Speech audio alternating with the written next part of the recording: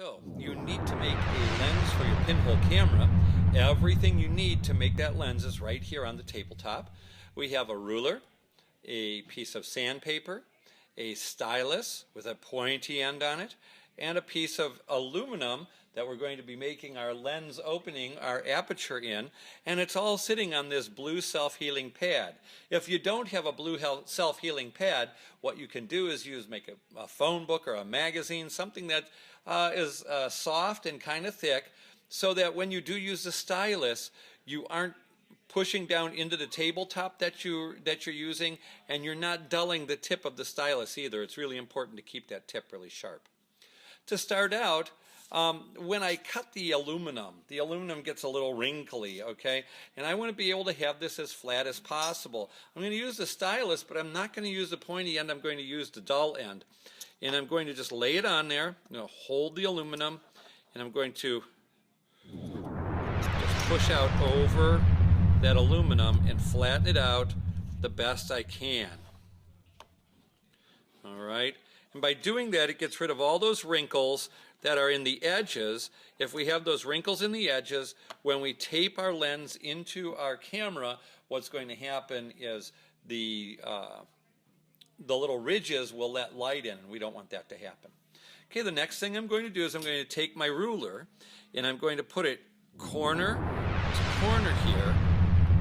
And I like to use a flexible ruler for this so that I can really push down and make some good contact with the metal underneath. Sometimes the metal spins if the ruler's not able to hold all that well. Notice my fingers are turning kind of red. That means I'm really pushing down. I'm going to take the stylus and lightly go like that.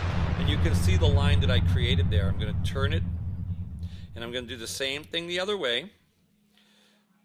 I'm going to put it corner to corner again, take the stylus and draw one more line, and you can see that X in there.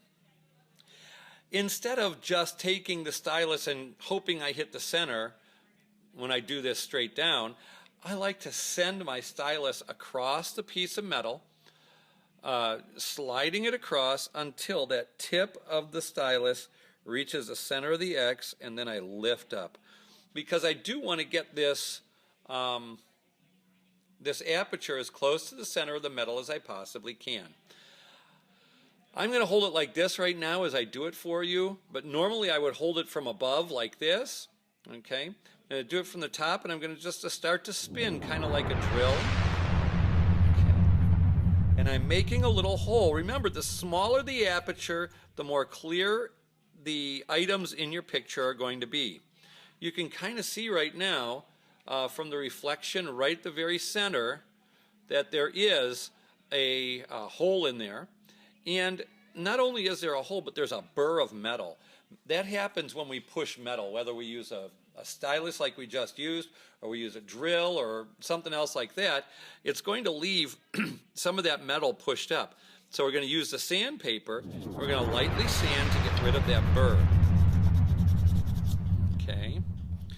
And now you can probably see that hole. Let's see, get to a point. There is a hole right at the joint of that X.